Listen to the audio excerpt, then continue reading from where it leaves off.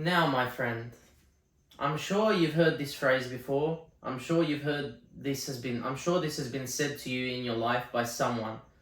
And it's that you are going to be like the 5 people that you spend the most time with in your life.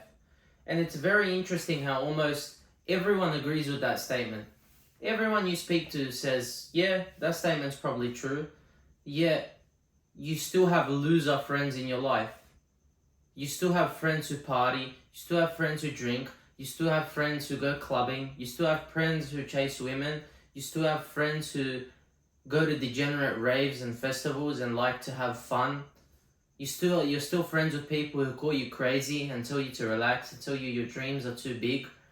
Why are you friends with those type of people? Why don't you just cut them off?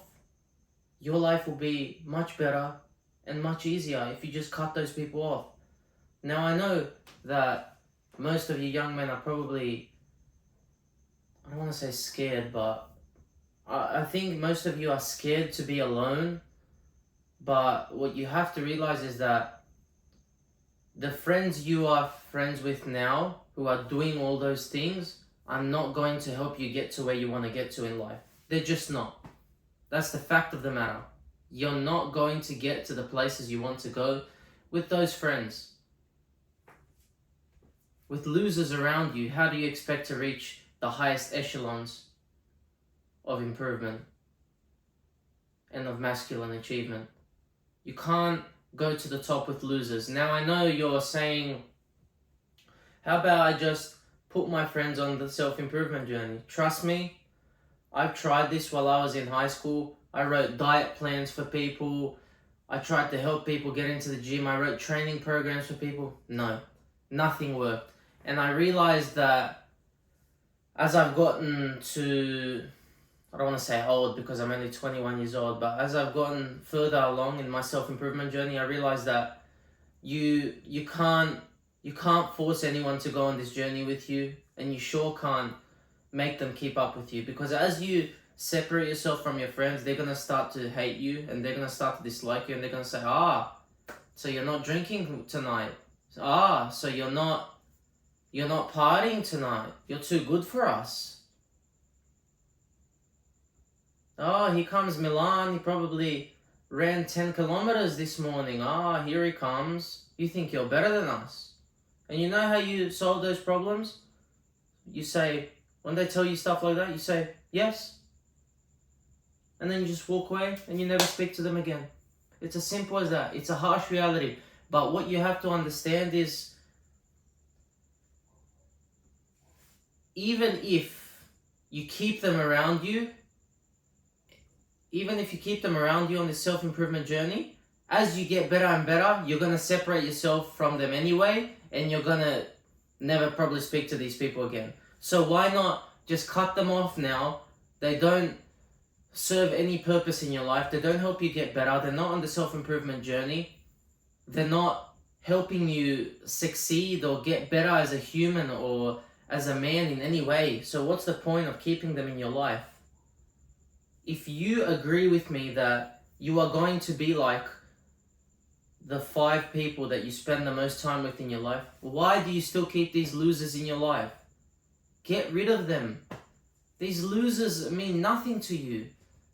You need to realize that you have to be alone until you can make friends with the people that are like you. And right now in your self-improvement journey, I'm sure you're at a point where you don't want to be alone, but you can't make friends with the type of caliber people that you actually want. So you're going to have to grind it out, and you're going to have to be alone for an extended period of time until you find those friends that are going to push you to be better and push you to improve every single day. Because if you keep these losers around you, they're just going to drag you down with them. They're just going to drag you down. Your mindset isn't going to get better.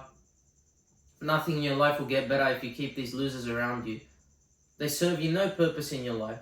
Get rid of them. They want to go clubbing? Sure, no problem. They want to drink, they want to party, they want to do drugs, they want to go to raves, they want to go to festivals? Sure, no problem. But leave you don't go. You say, hey, leave me out of it. No problem, it's your life, you do whatever you want, but sorry, I'm gonna have to not speak to you. We're not friends anymore if you're doing those kinds of stuff. And if they say, okay, you're too good for us, you say, yep, I am. And you just block, never speak to them again. It's harsh, I know it's harsh, but if you want to get to the highest echelons of masculine achievement, that's what it takes. Now, are you going to make that sacrifice or not? Because I can promise you, as they say, if you want to know your future, show me the 5 people you spend the most time with and I'll show you your life. It's as simple as that. These things impact the human mind so much, without you even probably realizing it. You're probably telling me now, oh Milan, come on, you're being too harsh. My friends just want to play video games with me. They just want to hang out with me and have fun and drink some alcohol. No. Why do you want to do that? What benefit does that get you? You want to be losers? You want to be a loser like them? You want to have no accomplishments at the age of 30 and then say, I wasted my 20s on frivolous and stupid things? Man, you need to wake up. Figure out who's in your life. Who are you, the 5 people who are closest to you? And they might be your family. They might even be your relatives. Same principle applies. It's harsh. But if these people aren't supporting you, aren't helping you get better, aren't aiding you in any way, why would you keep them in your life? From Patrick Bet-David, I learned it's like a rubber band. As you separate yourself, separate, you're here, the rubber band is still stretching, and they say, oh no, come, why are you being so crazy? Why are you doing this? Why are you doing that? And then you come back down to their level. Then you try and separate yourself again.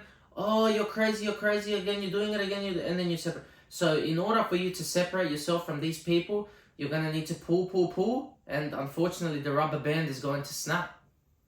And you're going to cut yourself off from these people.